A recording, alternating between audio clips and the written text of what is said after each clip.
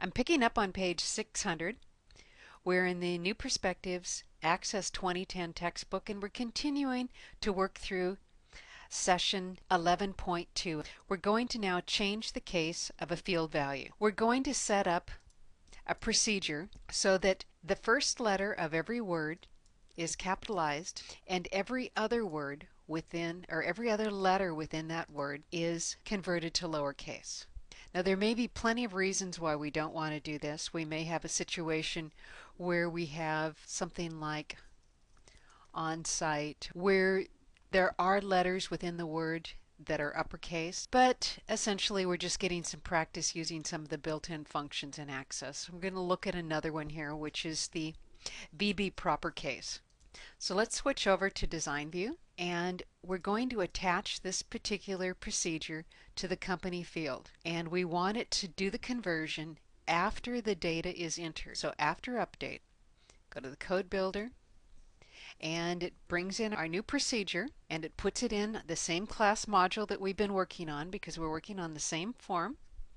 And what we're going to do here is create a short procedure that will do the conversion. So again, start with your comments.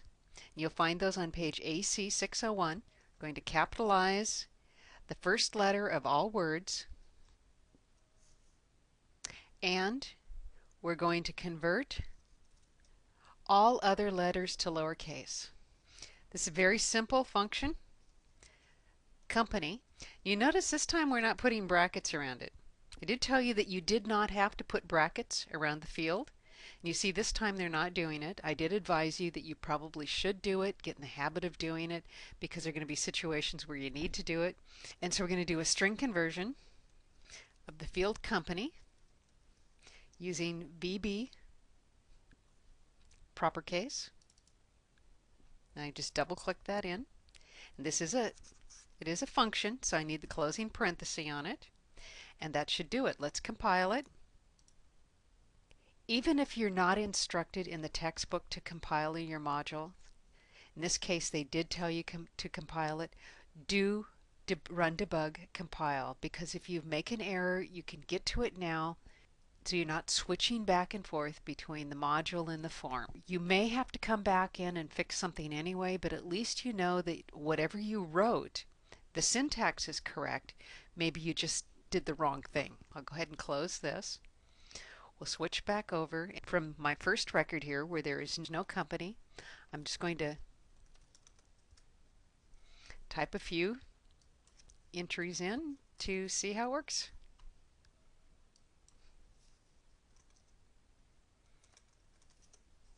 Because the first time I was only doing it with one word, the first couple tries, make sure that when you test it with more than one word. Looks like that code is working. So I'm going to take that out. Go ahead and save my form again.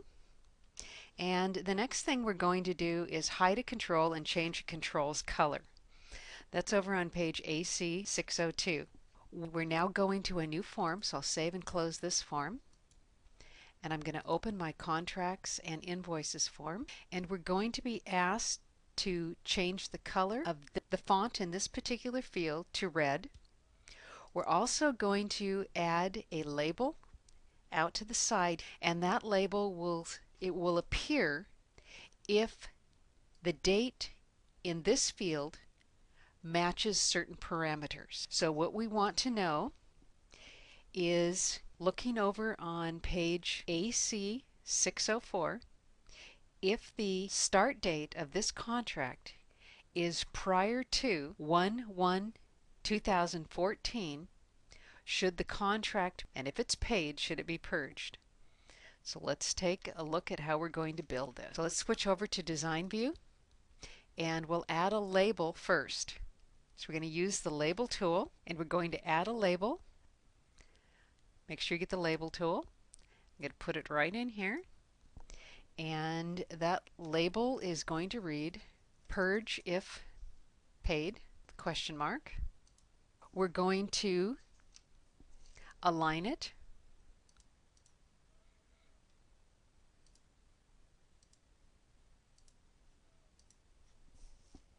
And We're going to set the color for it. So we want this color to be red. That would be our for color. If there are other changes that you want to make to this label, like if you want it to be italic or underlined or bold, this label is either going to show or not show. So set all of the properties for the label.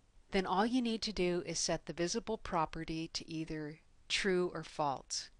Just set all of the properties and then set the label to either so that it's either visible as true or false. If you want the label to take on different looks based on different dates, then you would need to set those in the code. But what we're doing now is we're just simply creating a label that's either going to show or not show. So I'm going to set all my properties. I need to give this label a name because I'm going to call it by name. Remember, I told you it's a good idea that every object you place on a form that you should give it a name. This is going to be label, LBL, purge message. So you can see the name of the label is now appearing. And this label is an element of the form. It's either going to show or not show based on this form, based on a value that's in a particular field. So we're going to go to the form event. And so this is going to be on current because it's going to show up not as just when the form loads, but as we move from one record to the next. So it's the on current event. So with the form selected, on current, here we have some information about the on current property, and this is what I was referring to. The on current event occurs when the focus moves to a record, making it the current record, or when the form is refreshed or requeried. That's why we're using it as we move from one to the next. Click the on current code builder, and the code that we're going to write is on page AC604. We want to, for older contracts, display a message and the start date, field value in red. For all other contracts, display the start date, field value in black without a message. So we'll add those comments.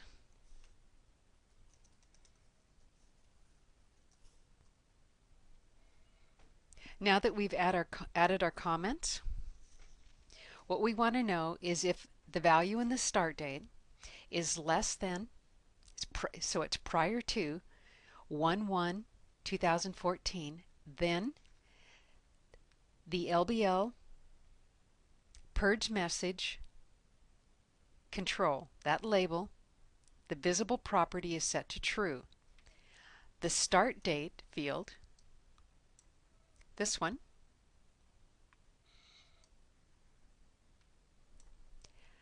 the for color property is set to red. If the start date is not prior to 1/1/2014, then we're going to hide the purge label, and we're going to set the for color of the start date field to black. So let's do this one. Then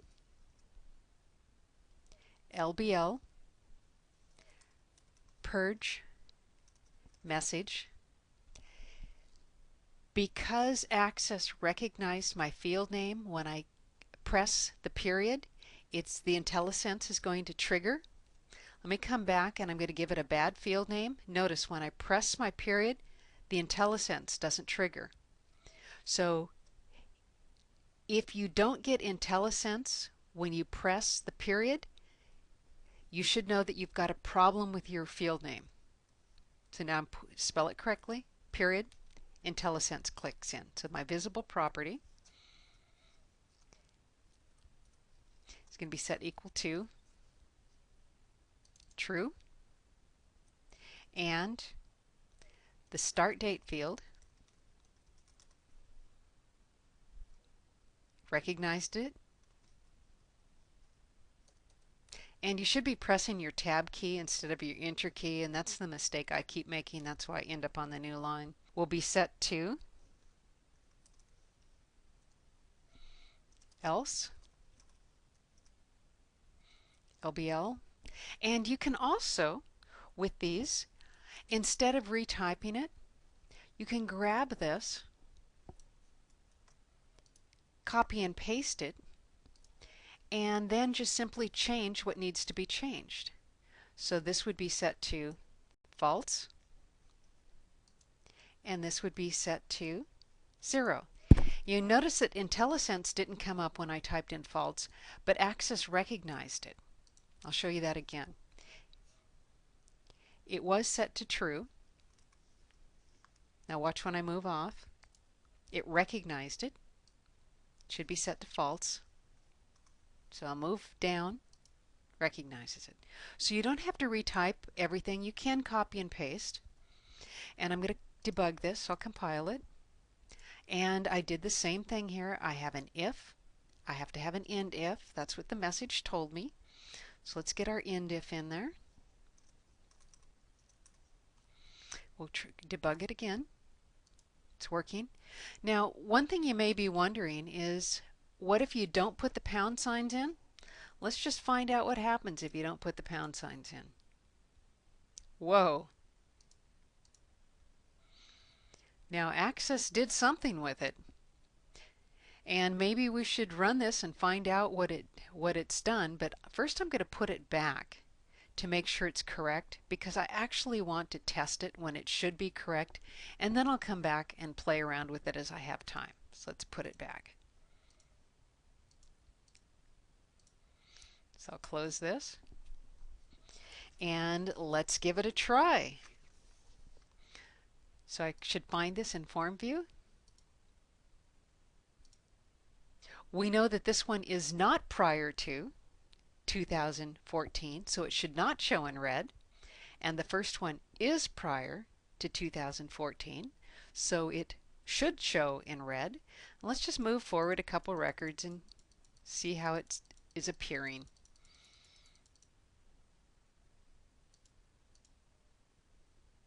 It looks like we nailed that one.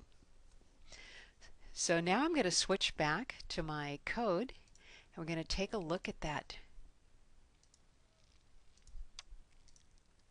date where we take these out and see what happens.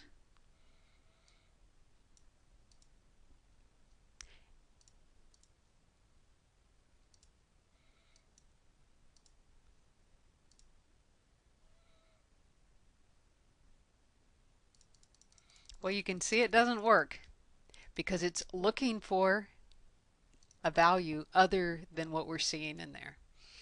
So we'll switch back. And I'll see if I can just simply undo it to put it back. Better test it again.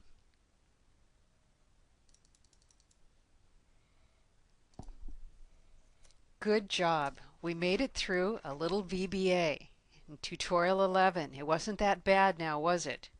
If you're going to go on and do additional work in Access, you need to know how to work in VBA and you need to know how to work in macros, because as you create interfaces, you're going to want to know how to use these tools to either automate processes to make things easier, or to make sure that the data that you're putting into your tables is good data. Remember the old saying, garbage in, garbage out. So it's very important for us to use tools to make sure that the data that we're putting into our tables is good data.